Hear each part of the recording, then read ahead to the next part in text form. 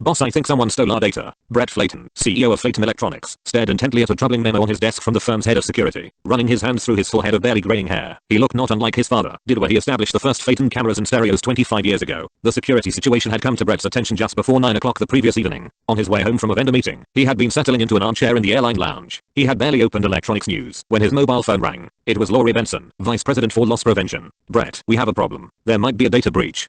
Laurie, a tough but polished former Chicago police detective, had been responsible for security at Flayton's for almost 3 years. She had an impressive record of reducing store thefts while building productive relationships with local schools, community groups, and law enforcement. What kind of data breach? Brett asked. His tone was calm, as always, yet he scanned the lounge to make sure that no one could overhear. I'm still not sure, Laurie admitted. I was contacted by Union Century Bank. They regularly examine their fraudulent accounts for patterns, and we've shown up as a common point of purchase for an above average number of bad cards. They are getting me more information, but I thought you'd want to know right away. It could be nothing or it could be significant. Brett recalled the newspaper stories he had read about stolen laptops with veterans' records stored on them, and about hackers trying to penetrate eBay and other big online retailers. His firm was just a regional chain with 32 stores in 6 states, and a modest online presence. Flayton's could hardly be a target for stealing lots of customer data. Or could it? Laurie, I'm not sure I understand. People were using stolen credit cards at our stores? Our clerks weren't checking cards correctly? No, she replied earnestly. It looks like we might be the leak. New territory. Back in his office the next morning, Brett surveyed the fruits of his own overnight internet research. Data theft was apparently common, and companies could be breached in various ways. The thief stole credit card information, social security numbers, bank account information, and even email addresses. There seemed to be a black market for almost any kind of data. He learned that the criminals were becoming increasingly clever, and that no one was immune. He took some comfort in his companies having recently spent considerable time and money becoming compliant with new payment card industry, or PCI, standards for data protection. Laurie sat across from Brett in silence. She had anticipated this kind of theft would happen sometime, but actually coping with it was new territory for her. All of her related professional experience had involved the stealing of physical property. In this case, data had been obtained illegally by someone, somewhere, but with no clear-cut crime seen to sweep for clues. A routine analysis by Union Century Bank of fraudulent credit card charges identified purchases at Flayton's on almost 15% of the cards in this particular batch of about 10,000 compromised accounts, so roughly 1,500 in all. It was a surprisingly high number for a routine check. Union Century had begun to notify other banks, as well as Visa and MasterCard, to see whether they had observed similar patterns. Wouldn't we have noticed that ourselves? Brett asked. We get regular reports from the banks. Not necessarily, Laurie replied. We would have if the purchases at Flayton's had been fraudulent. But that's not what seems to have happened. The purchases were legitimate, but the account information is being used elsewhere illegitimately. We could not have identified the problem, except through a random check like the one Union Century did. The 1,500 accounts could be just the tip of the iceberg. What's our potential exposure? Brett inquired matter-of-factly. Quietly he wondered whether the firm's PCI compliance would provide sufficient protection. Not sure, I'm afraid. The credit card holders are protected by the bank, but what that means for us is tough to say. Why do we have to notify customers at all?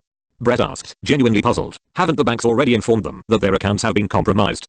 It's not that simple, Laurie explained. Some banks have sophisticated analysis tools to detect unusual patterns early on, but that method is imprecise. Often banks don't begin to recognize a problem until a bill goes unpaid, or a credit card holder complains. They usually just monitor a situation until specific problems arise. If cardholders don't pay close attention to their bills, fraudulent debt could accumulate for months before it's caught. As I understand from the bank, alerting our customers that their data might have been stolen could be the best means of early detection. Laurie had brought herself up to speed pretty quickly and had spent the early morning hours briefing key managers and flagging possible areas of vulnerability in the data chain. The chain itself was simple, but identifying its weakest points was not. At the cash register, a customer presented a payment card, which was swiped through a reader. The information from the card and the specifics of the purchase were transmitted to a bank for approval or rejection. It all happened in seconds. Transaction information was stored on company computers and showed up in a number of reports. Credit card numbers shouldn't have been stored in the firm's system, but Laurie still didn't grasp every step of the process. Could the card readers have been hacked? Could the data lines between the stores and the bank have been tapped? Were the stored data secure? Might someone have inserted code into the company's software to divert certain information to a remote computer or even a computer on the premises? Could it have been an inside job? Or perhaps the work of someone who had been fired? Any chance that this could just be someone's careless mistake? Brett volunteered. Maybe an employee tossed files into the dumpster. Well, Laurie shrugged. It's possible. She paused, then shook her head. But not likely. What about some kind of coincidence?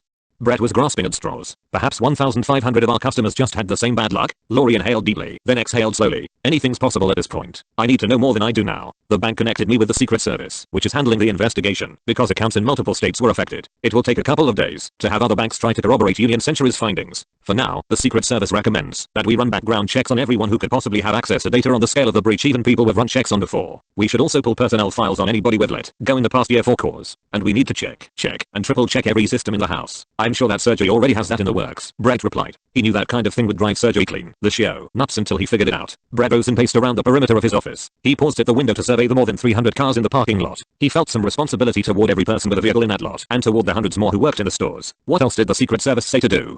Brett had visions of black subs with tinted windows, full of earnest agents and wraparound sunglasses, descending on his headquarters and stores. First, Lori explained, they ask that we keep this under wraps until we get a full picture. Now that the banks know what's going on, they can shut off the cards quickly when fraud surfaces. But the feds want enough normal activity to allow them to do a proper investigation and, we all hope, initiate prosecution. Although the Secret Service is taking the lead, they expect to also involve some state and local fraud units. But what about the customers? We can't knowingly let them be defrauded. Brett was uncharacteristically adamant. This business was built on trust. Our reputation for a square deal is a competitive advantage. I don't ever want to have to look a customer in the eye and offend not being straight with him. This business was built on trust. Our reputation for a square deal is a competitive advantage. I don't ever want to have to look a customer in the eye and offend not being straight with him. It's a question of the greater good, Lori offered. The customers will not be responsible for the charges. They're fully covered. We have to nail the bastards who did this. Limited defenses. Brett couldn't bear to just wait for answers. He quickly ushered Lori out of his office, cancelled his next meeting, and made his way past a dozen grey cubicles towards Sergio's haunt. Listening to the sounds of fingers clicking on keyboards and file drawers opening and closing, he couldn't help but marvel at how much information was available to anyone in those cubicles at any time. As Brett arrived at Sergio's door, the CEO was slamming down his phone in frustration. Brett's attention shifted from the receiver directly to Sergio's eyes. Sergio swallowed. Sergio, what do we know? We are still trying to determine what happened, the CEO offered meekly. But we are sure that our PCI systems were working, right?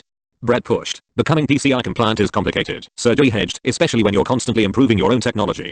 He ran through a laundry list of the complexities of recent improvements. At any given moment, Sergio had 3 or 4 high-priority tech projects in various stages of implementation. It was a constant juggling act. Brett, in a rare display of anger, pounded his fist on Sergio's desk. Are you saying, Sergio, that we are not actually PCI compliant? Sergio stiffened. We meet about 75% or so of the PCI requirements. That's better than average for retailers of our size.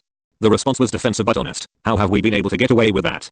Brett growled. He knew that PCI compliance, which was mandated by all the major credit card companies, required regular scans by an outside auditor to ensure that a company's systems were working with stiff penalties for failure. They don't scan us every day, Sergio demurred. Compliance really is up to us, to me. In the end, core values at risk. The wall across from Brett's office was covered with hundreds of photographs taken with cameras bought at Flayton's, weddings, vacations, graduations, sunsets, and smiling infants all sent in by customers. Similar displays brightened the walls of every Flayton Electronics store to remind employees that customers are not just wallets who buy your products. One of the pictures closest to Brett's doorway was of his father handing over a poster-sized check to a local charity. As Brett contemplated the photos, he wondered whether he had pushed growth too quickly. After his dad retired, Brett ramped up his ambitions. He had sought private equity investment a few years ago, and he was constantly aware of his obligation to deliver the returns he promised. His strategy had been aggressive, but he was confident in it until now. Had he been short-sighted about the infrastructure needed to run a much larger company? Had his company's needs outgrown the capabilities of his longtime staff? Had he left Flayton's vulnerable by underinvesting in systems? Had he pushed for too much, too fast, into the breach by day's end? Brett had assembled the top management team to review the crisis plan. Things seemed even more grim than they had in the morning. Lori informed the team that, with new information from additional banks, the number of accounts known to be compromised was increasing. The total was still not clear, but certainly far more than the initial 1,500. Sergio reported finding a whole disabled firewall that was supposed to be part of the wireless inventory control system, which used real-time data from each transaction to trigger replenishment from the distribution center and auto-made reorders from suppliers. The system helped keep inventories low, shelves full, and costs and lost sales to a minimum. With the firewall disabled, however, supposedly internal company data were essentially being broadcast. All you need is the right equipment and the wrong motives, Sergio admitted. But you have to be somewhere relatively close to the store, because the broadcast range is limited.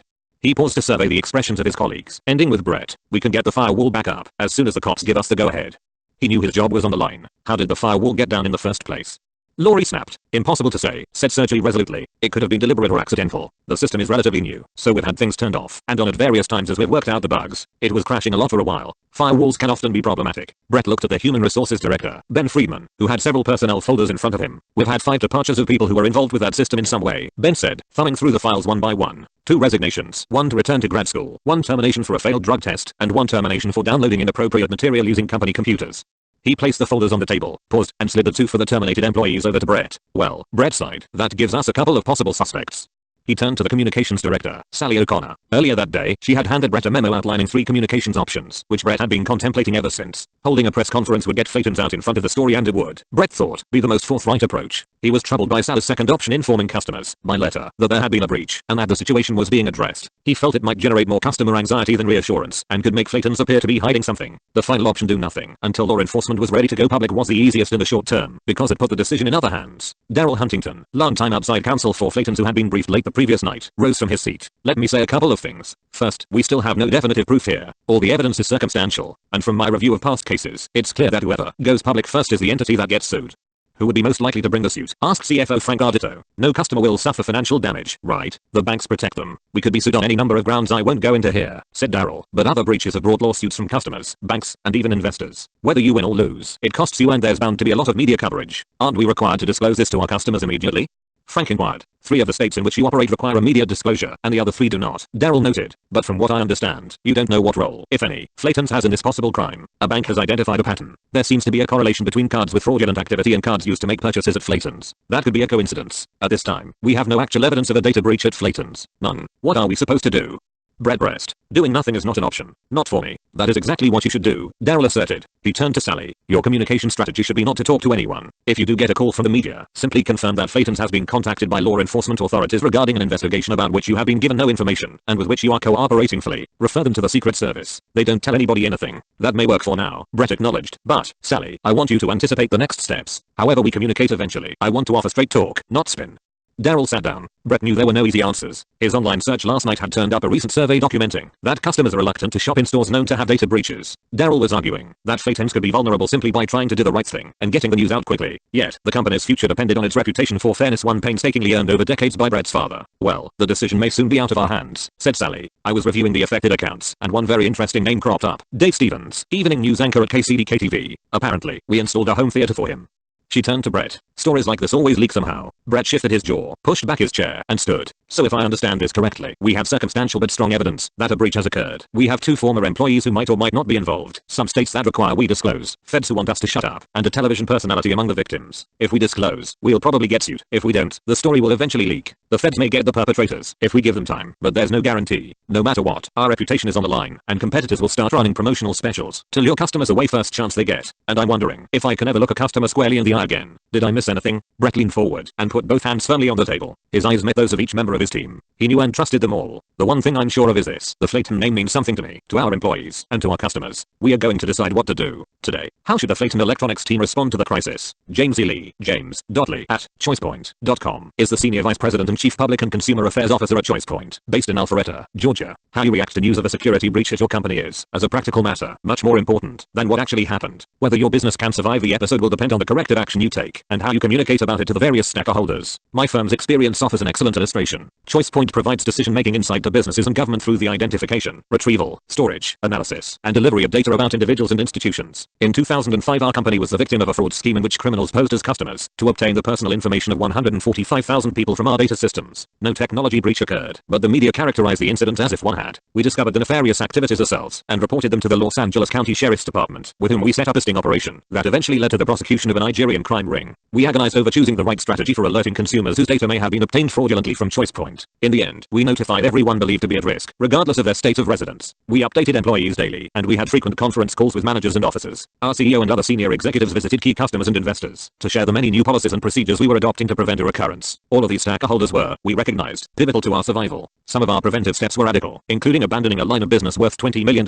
because of its potential to risk a future data breach. Changes in culture often were required. For example, every employee must now pass yearly privacy and security training courses as a condition of employment. At ChoicePoint, we learned quickly that in situations like these, many factors are beyond your control. The media can be a huge distraction, but it's much worse than that. You face inquiries from many quarters, in our case from multiple state attorneys general, the Federal Trade Commission, and the US Congress. You might be sued by banks, by others involved in the credit card transaction chain, such as processing companies and consumers, by shareholders, and even by employees and retirees. For Flayton Electronics, moving swiftly in the face of crisis will be essential. Timing is a crucial factor in the inevitable lawsuits, which focus on what executives knew and how long they knew it before going public. Beyond fixing the firm's weaknesses in data security, CEO Brett Flayton must develop a brand restoration strategy. The company should, as ChoicePoint did, notify the affected customers rapidly, set up toll-free information hotlines, and offer credit monitoring services. Then they must exceed these basics with a broad range of extras to keep customers loyal, offer discounts and sales, meet with critics of the company, and develop and promote new web pages that outline reforms in the firm's policies and practices. Beyond fixing the firm's weaknesses in data security, the CEO must develop a brand restoration strategy. Communications will also need to evolve to demonstrate responsiveness to developments, or else risk that the words of company executives will be perceived as just corporate lip service. Tone is very important. Public statements must be not only accurate, but sincere, contrite, and honest. Flaytons will also have to address the influence of blogs, viral videos, and other social media. Such user-generated content, unfiltered by traditional journalists and accessible by anyone using an online search engine, is often a mode of recruiting lawsuit plaintiffs and airing personal grievances. Finally, Brett and his team will need patience in spades. The problem will not go away when the headlines do. Mitigating the effects on brand and reputation will take, I estimate, 3 to 5 years. Flaytons has a long road ahead. Bill Boney, Bill.Boney at Motorola.com, is a corporate information security officer for Motorola in Schaumburg, Illinois. He is also a vice president and board member of the Information Systems Audit and Control Association. Corporation, a global organization based in Rolling Meadows, Illinois. Most senior executives have the insight and the measurement tools to assess potential damage from tangible disasters such as floods and fires. That's not often the case when it comes to information security, including prevention of and planning for data theft. Let the technical staff handle that tends to be the default strategy, with responsibility relegated to non-senior or corporate security management. Businesses that are serious about protecting their data and preserving the data's value should have a high-level official, such as a director or a vice president of information protection, who serves not merely as a manager, but as a senior champion in this area. 7 years ago, I was appointed Motorola's first ever corporate information security officer. As a data protection leader, I'm responsible for the firm's information and its environment globally and for having a comprehensive strategy for risk management. One useful strategy component is to require every new initiative to identify, in the initial idea phase, the data that might be involved and their value. This mandate builds appropriate safeguards right into the projects themselves. Also beneficial are policies, procedures, and training protocols that are customized for each company function to reduce the likelihood that individuals will make wrong choices because they do not understand how the overall data standards apply to their specific roles. Being fully PCI compliant is, of course, a vital first line of defense against data theft, and my best guess is that a third of companies meet that standard. However, increasingly capable cyber adversaries do not give up and offer their congratulations because you did what you were supposed to do. During my tenure in information security, hobbyist hacking has evolved to become a much more sophisticated, parasitic extraction of valuable data from targeted organizations. One common fallacy is that silver bullet technology can save a day. I've seen organizations spend hundreds of millions of dollars on security safeguards that were penetrated by a knowledgeable person with a handheld device. For example, Motorola proved to one of its customers, who had invested heavily in some of the best protection technology available, that we could access their core business systems using just a smartphone and the internet. To prevent and cope with data breaches, you need people on hand with the digital expertise to match wits with tech-savvy cybercriminals and to understand the systems they are targeting. Data protection isn't necessarily a core competency of either INIT or a traditional loss prevention team. Also indispensable are knowledge of the applicable privacy statutes and regulations, and the ability to gather and preserve sources of relevant evidence. You can assemble an internal team of lawyers, accountants, and experienced digital forensic investigators from law enforcement or defense agencies, or use external sources such as law firms, public accounting firms, and consultancies with digital specialization. You need people on hand with the digital expertise to match wits with tech-savvy cybercriminals, armed with facts from experts, yet to be assembled. Flaytons should put law enforcement on notice that the company exists to serve customers and maintain its reputation.